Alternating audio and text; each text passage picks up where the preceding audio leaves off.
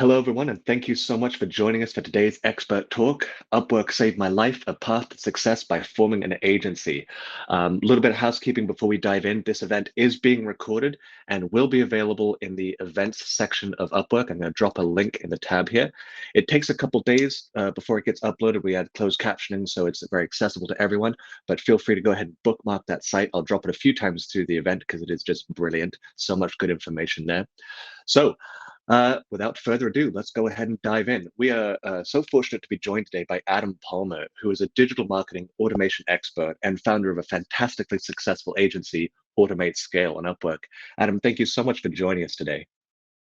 Thank you for having me. Yeah, it's Yeah, and it's awesome to see how many people are attending this, and it's great to see that many people interested in this subject. So yeah, thanks for having me. absolutely. Yeah, I know I've been freelancing for, I want to say 4 or 5 years, and I've always been so curious about agencies, but never really had the understanding of it to really make that leap. So hopefully today you can share some of your wisdom with us and maybe inspire a few people to take the leap themselves.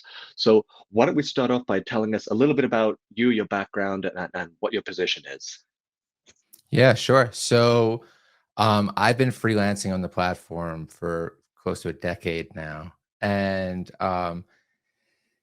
probably like so many people, I started to make ends meet, right? Like I needed an income, and kind of long story short, like I was in like a crazy amount of debt, and I was just like, okay, I need to work on here. And I had done hiring in the past on Upwork, like I was, uh, um, yeah, like I said, I needed income, so I decided to just like wake up one day, be a freelancer, and then I saw how amazing connect with a client so easily, and just kind of we joked about this, like turning your laptop into an ATM machine. Like I was kind of blown away right from the start, the fact that you could get this kind of like real work, um not this like weird stuff that was kind of going on at the time with like, oh, make money online, like stuff like that. But like, these real businesses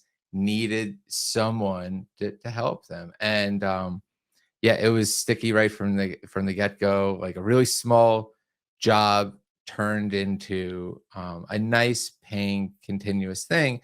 But that was just the first of many. Kind of like quickly, and I was just like, okay, let's see, what we can do here, because I really saw the opportunity right away.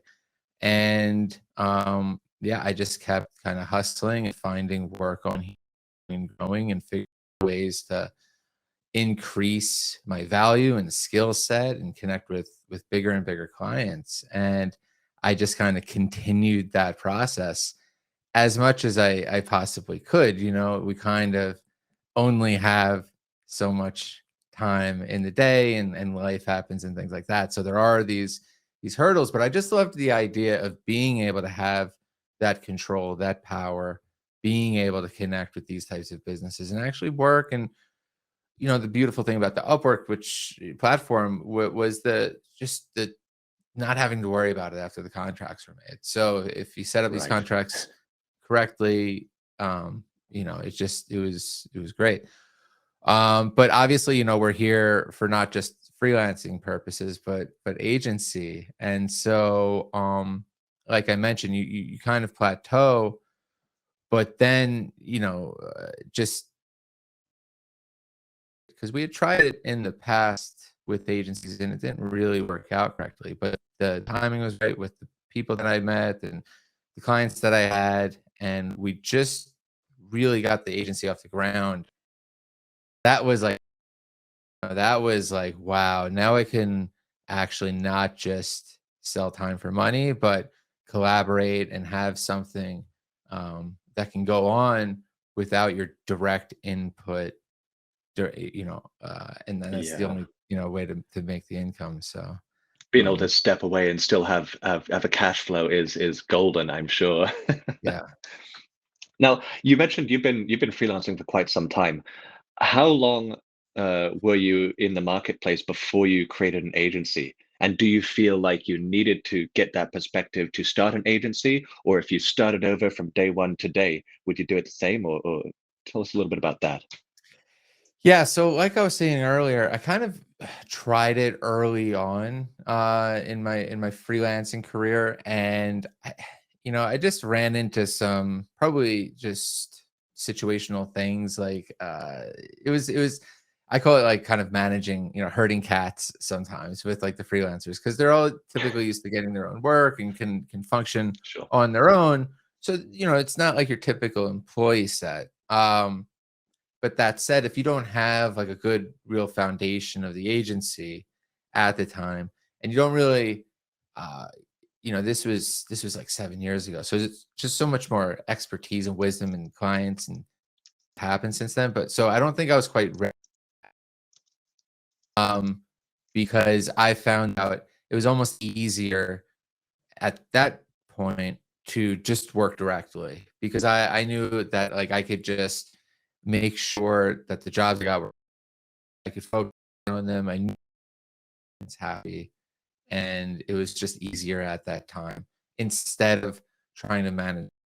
Because when you manage Right. people, there's more problems that can more variation of situations and problems.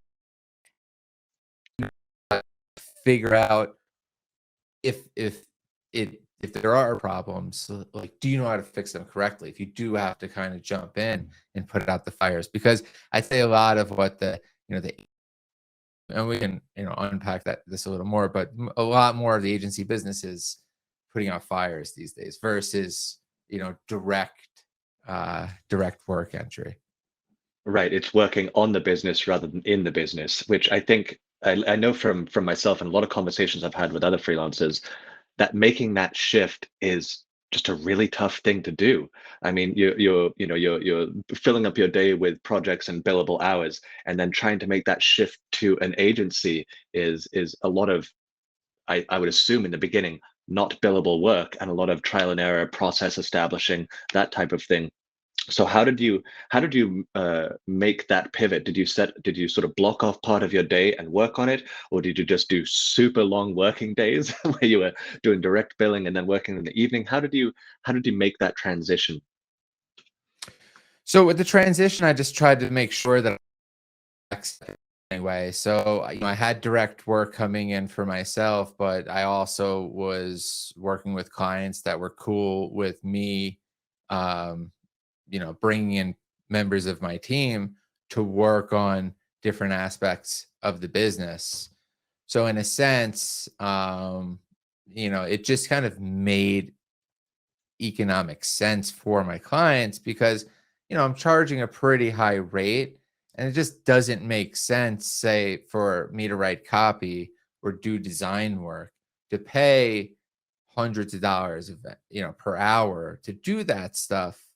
I mean, I could pretend and say like, "Oh, I'm like the best in the world, and this is why you want to charge that." But at the end of the day, like, that's not a hill I want to die on every time. Like, I think there's so much talent out there where it's like, I have a million things going on. We should bring in this other expert who can focus on this and deliver it and nail it out of the park. It's just better for everybody. So it kind of just made natural sense at the where I was in the career. Like I said, I don't think I was there 7 years ago when I first started because my Right. hourly wasn't so much of a difference, I guess, between like people I'm bringing on with my team and getting the work out versus me personally. So they just wanted me personally to work on the stuff. You know what I mean? Like they would be like, Yeah. "Whoa, we hired you, Adam. Like, do the work, Adam. You're responsible, Adam." Now they're like scared of me, directly billing them. Like they don't want that. Like that means like we're Sure. changing the scope or changing the strategy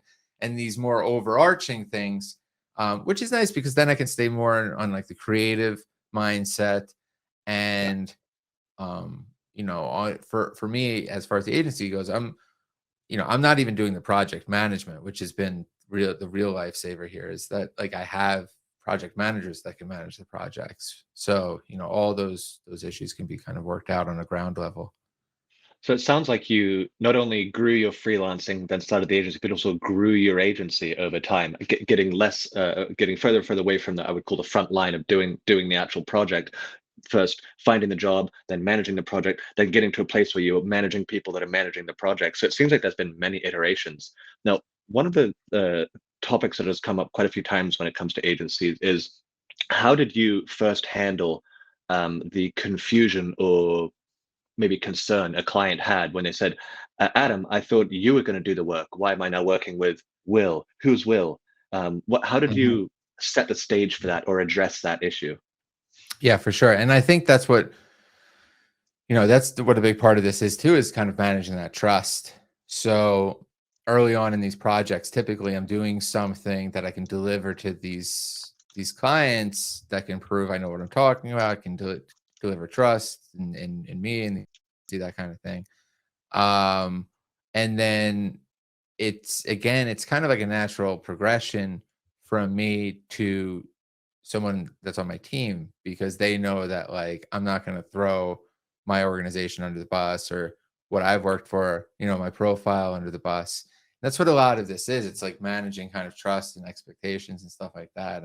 Um and that's why, having a solid profile with all the reviews and all these things is just so important. So, by the time you do give them like a little bit, a little deliverable, like I said, from and that you've worked with, all these other clients, X, Y, and Z, it just again makes sense to have someone that, say, I trust, who's on my team, that can build these things because I say they can.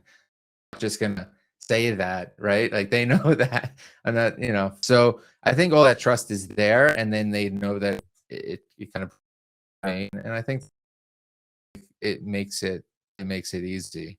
Um, Yeah. Now, I wanted to address a question from the audience. What is an agency? I suppose we should have started there. Sorry. yeah, I know. We On kind of Upwork. jumped right into it. Yeah. Yeah. Sorry. Sometimes you just assume everyone's on the same page. I work in a room by myself, like most of us. So sometimes you lose perspective. So I to hear back you. up to the whole topic we're talking about, we all know that you can be an independent professional on Upwork. That's why we're all here. However, you can take it to the next level by starting an agency. And an agency can be an individual person and it can be 100 people. It's up to you. And there's a lot of flexibility with how this works. Like if I'm part of Adam's agency, he has the ability to decide, can Will freelance on his own, or can he only freelance under my agency? So there's a lot of flexibility, and we don't have time to go into all the little nuances of that, but check out some support articles on just agency as a whole. So what we're going to be talking about today is someone who's done a very successful job of building agencies and diving into that. So sorry we didn't start off with that, everyone. Yeah, um, and Will, just to, sorry to cut you off, but but no, please. if anybody does kind of want that ground, that better understanding, like how to just start and everything like that, they Upwork just put together that learning path, may be helpful for people to just Right. like, you know, just just to get the basics for it. So just Let FYI. me find that link right now. Good call. And if I'm not mistaken, you were an integral part of helping put that together. Yeah, because I do think it's, and we've talked about this, but it's kind of, there's a lot of ways to do this because it's so flexible. It kind of one way, which involves more of like a full scale digital marketing agency, but I've seen really successful video editing agencies, copywriting agencies, design agencies, specific niches that can really start to corner different markets. And that, that would probably be set up a little bit different. So, like you said, there's, you can even be an individual person doing an agency, or you can get a collective of people that kind of do what you're doing, or different things that can fill in the blanks of what you do. So it's really open. So yeah, Upwork kind of tapped me to be like, can you, like what you're doing, to provide an example, because I think it is a little abstract sometimes to be like, well, when is this applicable? And how do you bring other people into projects, because it's tough to be a one-man band and do everything, you just at some point get stretched a little thin. Do you think, in your own personal opinion, do you think that there is a cap on how far you can go alone, and that the logical ultimate destination is to start an agency in some form?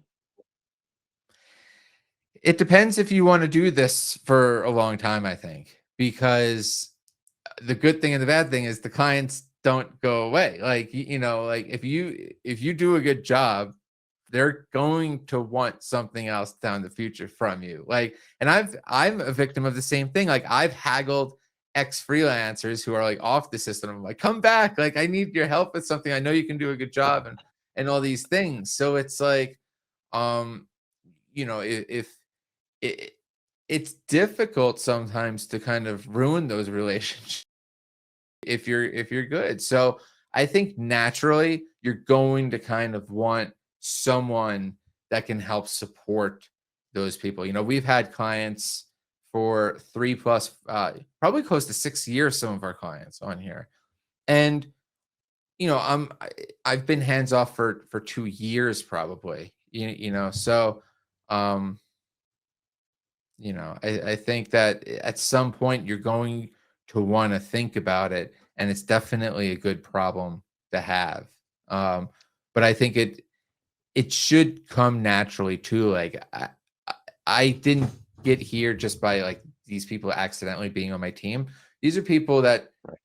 I kind of needed in the past for certain projects, and they proved themselves and things like that. Like, a lot of times that's happened, and I've been like, this is great, and I can really vouch for you and recommend that this person does it. It makes economical sense. So it's just, again, it's just it's a natural progression. Yeah, and I would say I've had quite a few conversations with different types of agency owners, and one of the prevailing sentiments I've heard is that it's not for everyone. It's a great solution, and it works well, but some people are better at just doing the work. Some people are better at doing the business. Some people have different skill sets there. So it's important, I think, to take an inventory of what do you want your work to look like? How do you want to spend your day? Because if you want to spend it managing, that's a different story. Now, you sort of alluded to this a moment ago, but a couple questions have popped up, and this is a common hurdle that we're facing. How do you find people to start the agency? You mentioned you have project managers. You mentioned you'd work with some people in the past. How did you go about finding the people that are your team today? And how would you suggest others do the same? Yeah, I think it's a little bit different now than it was in the past. In the past, everybody, like I said, was kind of thrown into the fire and forged, because we needed them on probably a client thing, and I couldn't do it, or there was someone that seemed more talented. So, I brought them into the project. Maybe I hired them for my, but in some form or fashion, normally, there would be some type of like kind of tryouts in that situation where they can either like show up and do it, or yeah, they were hired on our own side. And there's been a lot of people that just aren't interested, and are doing their own thing, don't want to have don't want any part in it, and that's fine. Like, I think, again, everything should be natural here. We don't even make the people exclusive ever. Like, they can be on multiple agencies, they can start their own agency.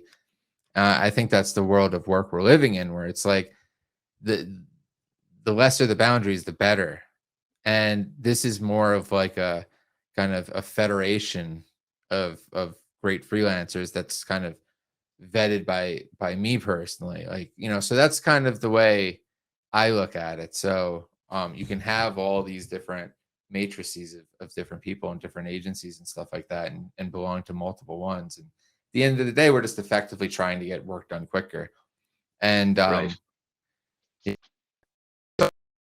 and it's like, well, doesn't this kind of defeat the purpose of Upwork, because we're trying to like do like individual projects and stuff like that? But again, this whole natural progression, like, we can't do everything, and a lot of times, and to get the work done properly, it's kind of sometimes all hands on deck, and you need people, you need different talent, and sure, you can do it all, but the project could suffer, and it could get extended, and time is money.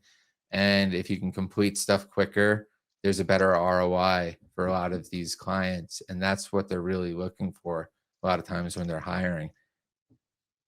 Yeah, definitely. Now I know some folks are asking about the steps 1, 2, and 3. Click here and go here and do that. That's not what we're going to be getting into today. This is more learning about Adam's experience as an agency and hurdles and pitfalls to avoid. I've dropped a link there to the onboarding part that has the literal steps. Click here. Here's where you go and what to do. So if that's what you're looking for, highly suggest you check that out. Now, a good question was posed here. I don't know the answer to. When you are a successful freelancer on your own on Upwork and you have a good JSS, you have client reviews. If I go and start an agency, does my reputation and my reviews follow me to that agency when I'm putting bids out as an agency, or am I starting from square one?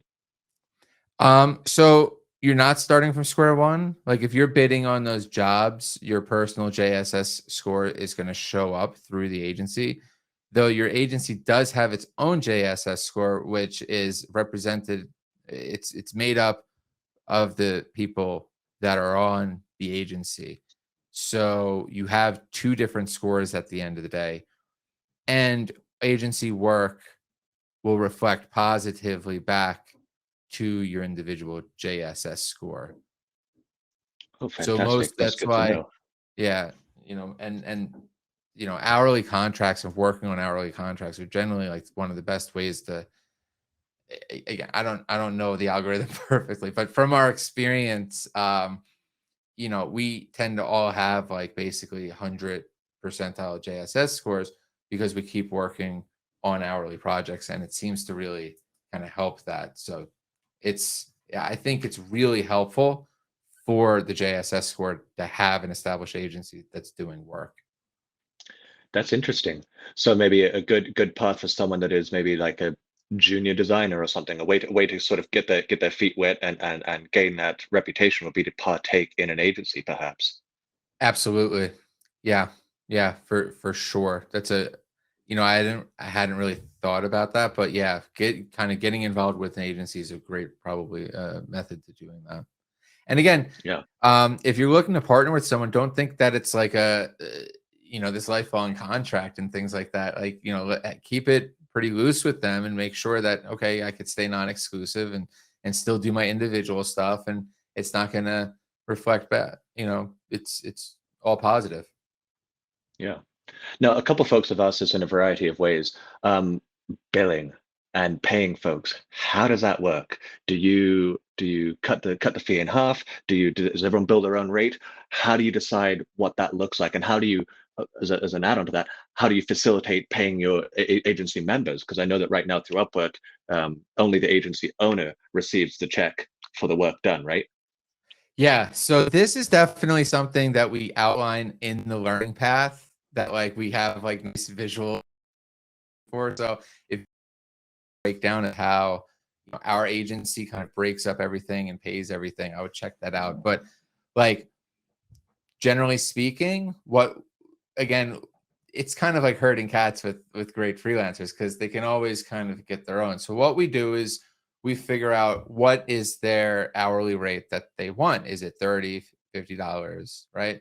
So we take that hourly and then we double it. So instead of 30, they get 60, 50 to 100.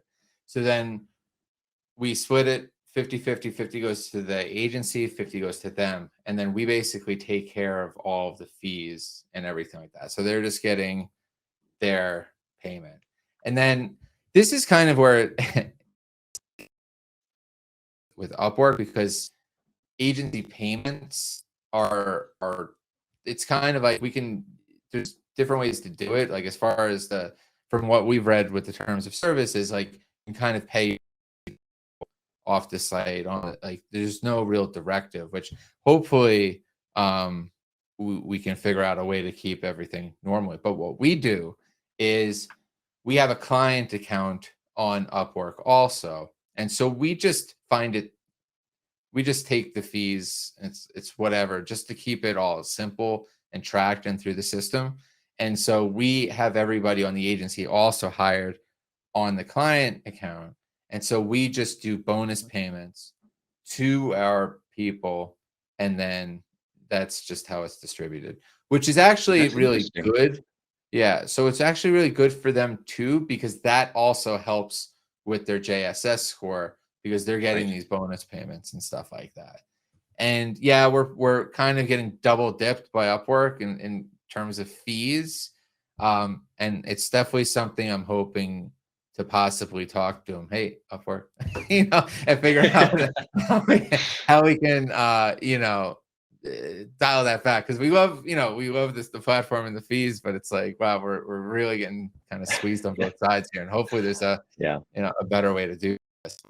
Just find we're in this kind of growth mode with the agency, going to help add our stats and show that all this work coming through.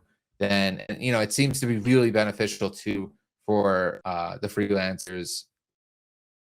So I think it's good for everybody. That's interesting. I like that. And there's also this simplicity of it all on the platform, all in one place, all reputable. You don't have to worry about, chasing payments on anything. So I like that. Um, Now, there's a really good question that was brought up in the Q&A section. Talking about infrastructure when putting together your agency. What are some of the key pieces? If I'm looking to start an agency, so I do graphic design freelance, I'm looking to branch out and make it more of a full service sort of branding, design firm. What are some of my core infrastructure pieces and players that I need to get dialed in? Well, I would say the most critical piece on my end. I don't think you would just for a design shop or something like that. But for me, it was finding someone that could like technically do things that I just like definitely couldn't do, like coding and stuff like that. And that was like really early. And again, I'm like, but that was really good early on for me. But what really kind of allowed this to become an organization that was separate than me, which is far different than what the first iteration of this was. But that was a project manager, and the whole and he may be in attendance right now, but this particular person kind of saw some of the content I was making on the YouTube channel, and he's like, Adam, like I just want to help you and and see what you're doing because you're doing so well on the platform. So I was like, okay, like let's do some stuff. And he really wanted to like project manage and help with the current clients, and that really changed everything because now tasks could get assigned to people without my direct input, and that just like that internal communication of having tasks done, that was just total game changer because then I could just focus more or less on sales and talking to people and doing my first level stuff, and then knowing that I could just pass this job on to this is Evo on our team. I could just hand it off to him, and then operationally, my vision could be kind of taken away. So that was like a game changer because before that, it really required me to explain things, to go over things, to change things. And I'm like, you know what? I'm just going to do it my own. Like, forget this, Yes. and I'm sure a lot of people have been there, because you're just like, again, it's just the client wants something good that, your reputation's on the line. So it's like, it can be Yeah. stressful, but when you can know that like someone's got your back and they're going to get, they're going to make sure that they're either going to use someone on the team or get someone new, but it's going to get done the way that you want it to. That's the total game changer. So if you can find, I think, that person that's going to allow you to separate, and I think that this is also going to come when you're at the point of where you're kind of like exhausted a little, like you know that you have clients coming in, there's a good inbound, or that the clients that you have are going to stay with you for a while, because ultimately before then I think you're really going to need to put in the time and hours and stuff like that. Like, I don't think the agency is necessarily for the new people, just looking to start freelancing. Like, this is definitely like step We're a 3. little more advanced. Yeah. Yes, step three, I like that. Now, a good question here from Rebecca, and I was curious too.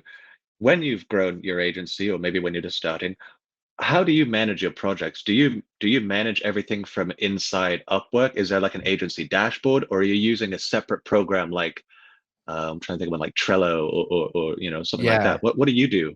You nailed it. You nailed it. Yeah, So what we yeah, exactly. So what we do is it's really funny because we still use Skype too, which is it's no one uses, but for some reason, as for like chat and stuff like quick chats and phone calls, it seems to like just work with people around the world. But that's not our main thing for project management. But Trello is definitely like our platform managing different clients. And what we do is a premium account with them, and we have our team basically able to go into multiple boards, but then we can bring the client as a guest in. And so we just basically make a board for each client, bring whoever's kind of in on that project into the board, and then we can do all this kind of asynchronous time stuff and task management, see who's working on what. We basically make it into a scrum board with like a to do, doing, and done column, just keep and a resources column. So we kind of have this just easy template for everybody to follow. And then you can see all the tasks you're working on, which, even from a client side, it's so nice to like passively see stuff being worked on. Like, a lot of times clients get frustrated and like, what happened this week? What did you guys work on? They want like, oh, make a report every week. And everybody knows that like they don't want to write a report. They don't want to spend their Fridays making a report and spending active time making a report. Well, Trello, just by using it and sliding cards and checking off boxes, that's their report. Then you could just see like, okay, Tom worked on X, Y, and Z, checked off this thing, this got moved. And it also a lot of times forces the client into engagement, and then again they feel better about the project. The things clients hate most is when things are going on that they're paying for and don't know what's being built, and right. this gives a way of like forcing notifications. It can get really annoying on their side with like the notifications over and over again, and that's kind of like what you want. um we do use Upwork and like things like that a lot, especially before the project starts, because we really try to leverage their scheduler and their Zoom right from within it. Because for us, it's really nice keeping it all in the system, and it does weed out any shady people, we find, Right. because the Yeah. shady people automatically, want to do something shady. And it's just like, okay, it's a good litmus test of who not to talk to if they want to bring you off the system before the Yeah. contract starts. Afterwards, I think whatever is really useful for the client, have boundaries. But I think that the Trello board is a great way just to organize yourself in your life, because it gets crazy. We have probably like over 100, different boards that, we'll kind of shift around and stuff like that. So it'd be a nightmare Yeah. to kind of do it, although the to-dos and things like that on Upwork are nice. I don't think that's going to provide like, Yeah, I too was much. thinking from the direct freelancer experience, like it's pretty easy to manage my projects, but I'm only ever doing max 5 at a time. You know, so it's Mhm. good to know. Now, an interesting question here that I think is good to address. Probably more US based, but do you need to start an LLC or get a tax ID to have an agency on Upwork, or can I just go today and hit agency? I definitely recommend it. I definitely think you should form a company. I think if you're in the US, you may be able to start it under your own social security, but don't quote me on that. And that should just be temporarily, if you do get it, or if you are able to set it up. Like, I would definitely incorporate yourself. Yeah. Is there maybe like tax benefits and financial incentives to do so, as opposed to just having it under your own social security? Tax, yeah, there's financial stuff. There's you're dealing in an environment too where like there could be you could be sued if you're working for businesses, like let's say you're working on a site and you accidentally shut it down, and and they could sue you for lost goods being sent. There could be like some type of crazy copyright infringement that some other third party lawyer finds that sends your way. So you always want to kind of shield yourself a little bit behind a company instead of just Right. kind of. And everybody, even people that don't have an agency, should really start to consider themselves as uh, business owners more than just like a free freelancer. Like you're running your own show here. You're doing your own uh, your own 401k, your own health benefits, Yeah, your you're a big business of one. yeah, you're the big business of one, and I think that having that mindset is a big shift in dealing with, like, the day-to-day because, I think that often, it's easy to bring ego into the freelance world and take things poorly, and it's like this big thing on you, because it's all about, what you're building and providing, like, it is the business of you, but I think if you're able to kind of set up company mindset, you're like, okay, well, this customer dealt, with like your cashier poorly, right? And how are you gonna like handle that? Okay, let's cool the situation. Okay, how did this happen with your cashier and the person, and you can do that exercise even as one person. And I feel like that's gotten me out of a lot of situations with clients that you don't see eye to eye in. And it doesn't make any fiscal sense to, really go to war with that person because you think you're right versus them. It's like, well, how do you have an exercise where you can not put not have it be your soul, right? Like some people like Right. create something, they're like, this is me, this is my soul, you're trumping, like, you're not It's penny, very blah easy to blah take blah. personally. Yeah, and I understand it, but you gotta eat, right? You gotta focus on your business. You gotta work on the work that's coming in and having like some, system and able to kind of take those punches and just kind of steamroll through it. And Yeah. that's been great having an agency too, because yeah, like all the problems do become a little smaller in the story versus in the past. As it's like, oh my God, like this job didn't go as planned. Like, is this gonna ruin me? My DSS is Yeah, gonna there's a lot of die, like pressure. blah blah blah. Yeah, it's tremendous amount of stress. Sure. And but when you're clocking 150, 200 hours in a week, well, okay, this client had a rough time. Well, you know, like let's patch it up, fix it. Let's focus on the future and the next Yeah. thing because there's so much ahead of us. There's been a few different questions. I'm going to try and conglomerate them into one sort of topic here. This is regarding the way you structure your agency on Upwork. I alluded to this earlier. You can have it as the agency owner, as I understand it. Correct me if I'm wrong here. You have the ability to decide whether or not the members of your agency have the ability to work independent, separate to you, or if they can only work as the agency on your types of projects. And I believe I have that accurate. Correct me if I'm wrong. But what would you suggest to people in regards to choosing one method over the other? Do you see a benefit or a reason why someone would want to choose to lock it down? You only work for me, or keep it open? What do you feel? So I talked to an agency one time.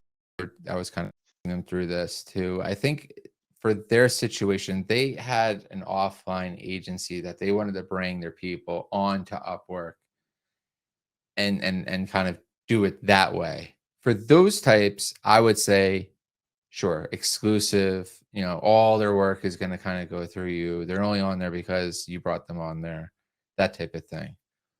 For the people on my agency, they're all free to do whatever they want. I want them to know that, like, eh, yeah, like, I don't wanna feel like I'm restricting them in any way, because it's Right. kind of like, I don't know, that's just, it's tough to manage these types of freelancers who, again, could find the work, but they find it just more simple to work in a system where they like, the people that they're working with and know what they're doing and have everything kind of fed to them so they don't have to look for work and these types of things.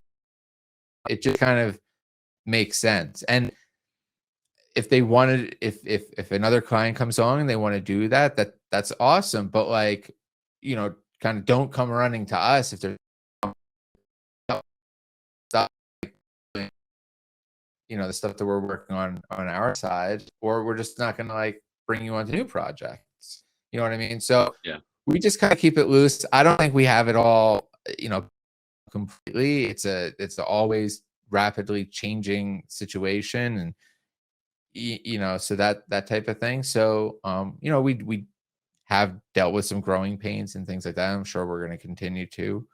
Um, but yeah, I think, again, if you kind of just let it naturally happen, it seems the best approach. I would agree. Well, Yeah. not exclusive, and try not to force them. If these people really want to go and do work on their own, let them go do work on their own and find other people. It's like an abundant Right. world here. So, there's no shortage Right. of here. Yeah. Now, there's a great question I wanted to pivot to. What method does Adam use to get hourly based work as opposed to fixed contract? Andrew's agreeing that this is key for maximizing earnings. So let's say hypothetically you're in a conversation, you're in talks with a client, and they want to go fixed, but you're trying to make sure it's hourly. What are some of the arguments or points that you use to make the discussion head that direction? Yeah, and your business, right? So in your business, this is how we charge. Just like you could go into a Walmart and they have their prices. You have to be in control of your business.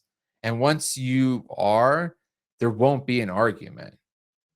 Like, there's I love that simple answer. I love it. yeah, I mean, no one's haggling me, right? Like, they're not like, "Oh, just run this fix." It's like, "No, okay, like, this isn't right, buddy. Like, go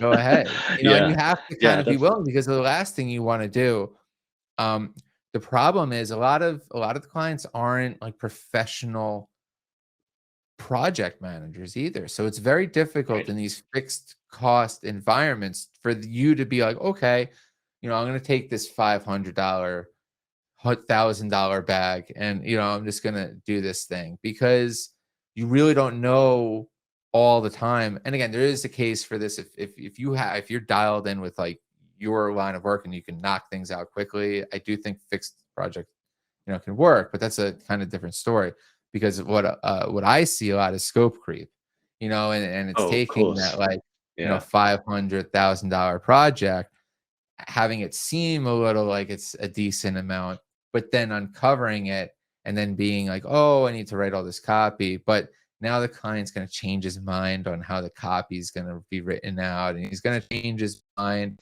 Yep. about the flow of this, and it was the weekend, so they just woke up on a Sunday, and they had this epiphany, and now they want to Yeah, they want to change change the it. direction Yeah, and entirely. over here Yeah. like, yes, okay, I want to do this, thinking like, and there's always that you guys aren't on the same page, and I've seen it happen over and over again, versus the hourly, where it's the opposite. Oh, you want Yeah. to change your Take mind, me on do an everything. adventure. I'm billing you the whole Hey, time. let's right, like, okay, let's Yeah. let's make the changes. You're excited to, and some, I guess, clients are like, surprised sometimes that comes at a cost for you to change the entire Right. scope.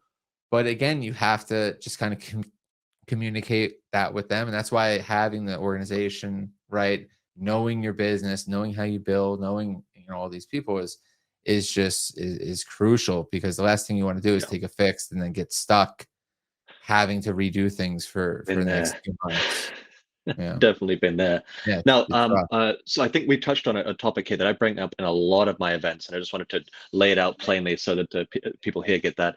It is so important when starting a relationship with a new client or any subsequent project with a client, establish the scope of work in writing. So you have a conversation, maybe you get on a phone call.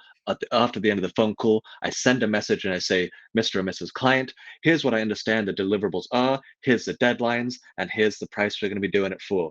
Please let me know if I've missed something. That way, when they come back and say, hey, Will, we actually needed this to be 7 other things, I'd be like, fantastic. I'm going to add another milestone because our original scope was this, and I can just copy and paste, and no one gets their feelings hurt. You're being professional, you're being forthright, but you're communicating that, not just being eager to land the contract and saying yes to whatever. Um, uh, so that's some advice I like to bring up. And then there was a good question here in the chat regarding, are clients actually looking for agencies, or are they looking more for individuals? And I think from a philosophical perspective, I wanted to give my 2 cents, but I'd love to hear your opinion as well.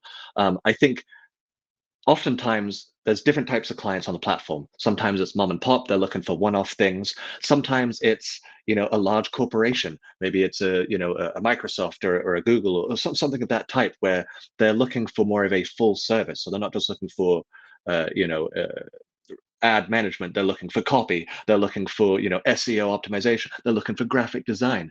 And rather than having to go and piecemeal these out and then hope they all are in alignment, they're going to come talk to someone like Adam and be like, hey, Adam, here's what we need, you need to figure out all these little pieces. So I think that there are definitely those clients. Do I have that right, Adam? For sure. It's since the first project, it's not like, I come across clients where they just want one thing, and one thing lends itself to another, and that type of thing. So yeah, it could be that they come to me originally for something specific, but then they'll ask like, oh, do you know someone that can do this? Or, and it's like, oh, I know how to do this. And then they're like, okay, well, where do you have the contract going? Go ahead. So Yeah. I do like how you kind of lay out your milestones and everything like that. Like, I'm kind of the opposite. For me, it's like just set up the long-term, contract and leave it running for years, and really I'm here when you need to. But yeah, I'm kind of like the an- I get you. Now, there's a good question here, and I know we alluded to this earlier, but maybe we could dive a little bit deeper on how someone else may facilitate this. How do you recruit freelancers to your agency? Now, I know you in the past have gone through a variety of things, but if you were to suggest to people in this, to me, if I'm trying to find people to start my design agency, how? How would I go about finding them? How would I go about vetting them and inviting them to my agency? well, you could, I mean, a simple approach would be figure out how you can leverage decent talent to help build maybe your agency piece, right? So one great thing that a lot of my freelancers did was help me make my website, help me write the copy for the website, help That's a me great write idea. content for the website, help me manage that project, right? So I think if you can have them do things that are ultimately going to help you, that's a great way to do it. And then you can just hire them, and everybody's Yeah, happy, because really you don't want to waste their time too, and sure. promise them something and all this stuff if, like, there's no work coming through, because then they're ultimately going to need to look elsewhere, and they're not going to have too much confidence in being part of the agency. But everybody's excited to work. So if you just establish a working relationship up front, I think that's the best part. And then you already know how you flow, how they receive orders, how their attitude is, what their work's like. And there's a business transaction, right? So they're trying, versus if the power dynamic's different, where you're just like, okay, like, I'm going to try you out for an agency, blah, blah, blah, blah, blah. I don't know, like, what they may not feel like they want to even kind of qualify themselves, but they will Yeah, well, show that would be up. a slightly different audition. Right. Yeah. So, I think hiring them is the best tactic. Yeah. Uh, That uh, was you that know, was one of the thoughts that I had in my musings of starting an agency. I was perceiving my first step would be find someone that can do the work that I'm currently doing so that I can start working on the business, not in the business. So I do graphic design. So my goal would, I love your idea of hiring them to build your website, do your copy. That's brilliant. Um, uh, but my thought would be find someone with my skill set and ideally better than my skill set. And once I feel comfortable that the work that I know that I can acquire, I can now hand to this person and they can do. Now I can work on focusing on finding a project manager, finding a salesperson, finding, mhm. all the different pieces that go along. So that was sort of my thought on how I would take the first step towards it, which sounds similar to what you're saying. Um, I also Yeah, wanted to mention here, I will be doing an event later this month and then again, sorry, next month, and then again in quarter two. I'm starting a program to help agencies and talent find each other. And it's going to be leveraging the groups on the Upwork community page. There's a little group section. So more information to come on that one. But for agencies that are looking to find talent, you'll be able to post an ad saying, hey, this is Will's Agency Co. I'm looking for a designer and a project manager. very And cool. then Yeah. the next iteration will be, hey, I'm talent and I'm looking to join an agency, and agencies can go in there and find the person they're looking for. So I know that's been a missing piece in this. There's not been a really obvious way to use the platform to find people. There's sort of been band-aid solutions. So keep an eye out for that, those that are interested. But hopefully that's going to be a streamlined process to get that ball rolling. Yeah, that would be great, actually, because I'm spending a lot of money hiring them. So, Yeah, yeah, too right. And it seems funny with a Upwork is such a diverse platform and it has so many capabilities, and yet that one sort of connection avenue is missing, and you're not allowed to post jobs hiring for your agencies on the platform. So how do you go about doing it? So a little bit of a cart and a horse situation. There's a good question here about the fees. If I am a freelancer, part of your agency, Adam, and then you get a job, are you paying the fees or am I paying the fees if I'm working on it? How does that work? the agency is paying the fees, Got which, it. And do you wrap that into your billing? I know you said you sort of double it, double yeah. what they bid and go for that. So you wrap it into that price, or So they get half and then we get half, and but we pay all of the fees. And actually the fees go down pretty significantly with the agency because it's all combined instead of individual. So the right? thresholds are still true, like say like the 5, 10, and 20%. Yeah. For those that Um, are not familiar, those thresholds are based on earnings. So with the same client, once you've earned, I think it's the first one's at $1,000. Sorry, I don't have it fresh in my I mind, think but once you hit the different 500, from 500, 500, it then goes from 1,000. 20% to 10, and Yeah, then, from 10 down to 5%. So a lot of our projects go past that 10,000 mark because all combined people. So a lot of times we're just paying the 5%, which it's not the percent, thank God. yeah, So we just tell our people we're just gonna pay that 5%. So that work all coming in, we just handle that fee. Now, when we do pay out the bonuses from the company, they are getting then hit, I think, another 5% probably because we've paid out like whatever the amount that we paid out. So they could be getting that fee from Upwork, along with us getting fees for paying, you know, through the system. yeah, yeah. Mhm. Now, I think it was Evan Fisher that brought up a good sort of way to frame those fees, because someone was not happy about the fees, and then he said the way that the way that I think about it is how much would it cost to have a salesperson going out and finding the jobs and have marketing campaigns. He's like, I'm happy to pay this percent all day. It's cheaper than if I went and did it myself. And I'm like, that is a really positive way of looking at it. It's like it Yeah, takes away a lot of the moving pieces.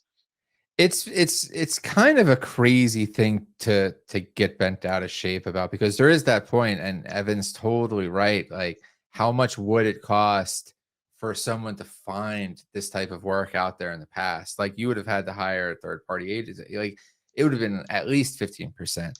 just on a sales referral side possibly.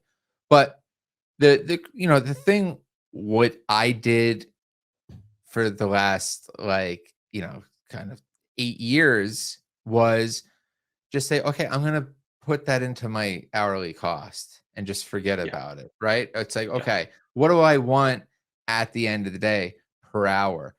Business, Yeah. I'm the CEO of my organization. Like, what do I need to generate per hour?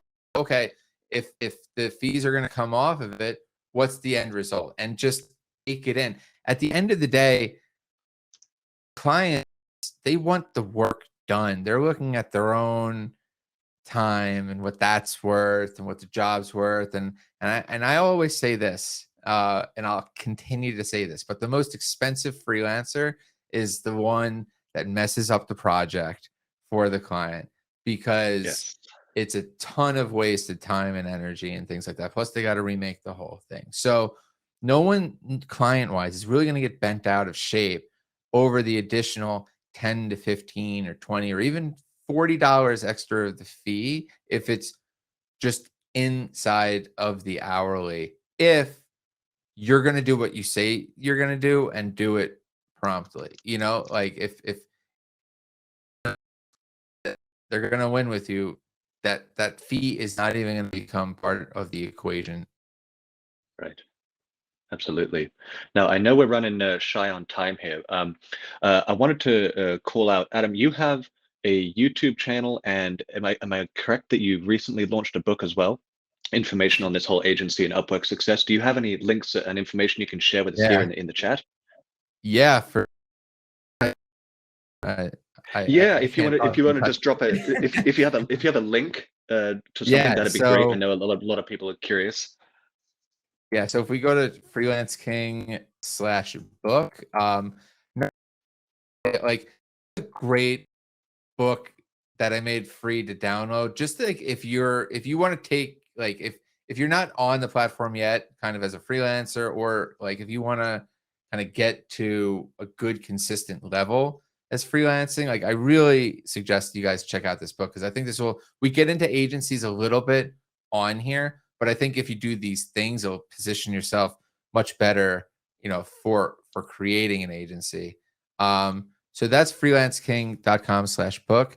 And then, yeah, the agency on Upwork is Automate Scale. The YouTube channels Upwork Saved My Life, like what the book is called. And like we talked about in the beginning, it got me out of like a really crazy place. And I hear so many stories where it's like the exact same thing, So I'm yeah, definitely in that camp as well. As we spoke about previously, I was losing my mind in my previous work. That's that's good. all We have there. apparently Mohammed's read your book and really liked it. That's great. Oh, awesome. Um, Thanks, Mohammed. do you have links to any of that you can drop in the chat there? Oh yeah, I thought I typed it. So Perfect. this is So while you're working on that, folks, as we close out this session here, you will be getting a feedback survey in your email. Please keep an eye out for that. I'd love to hear what you like, what you don't like, what do you want to hear more about. I purposefully and intentionally curate these events to try and address the topics which are most interested and important to you. So taking a moment there will greatly assist us in having productive sessions in the future. And again, thank you, Rebecca. That's sweet of you.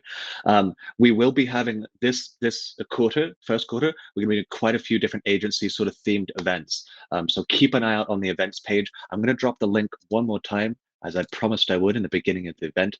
This is for where the recording will be available in a few days. Some past events are available there. It really is a wealth of knowledge. Adam, I think I speak on behalf of everyone here. Thank you so much for coming on today and sharing your wisdom and insight and demystifying a bit of the agency experience. I know that I have some fantastic nuggets of information to walk away with today. Thank you so much for having me. And if anybody has any questions, don't hesitate to send a message my way. Feel free to connect with me on Upwork, and yeah, would love to help you guys out. And it's a really special time in history where everybody can work from around the world. So thanks again for having me, and looking forward to the next one. Absolutely. Thank you so much, everyone. I look forward to catching you next time. Bye-bye. See you guys.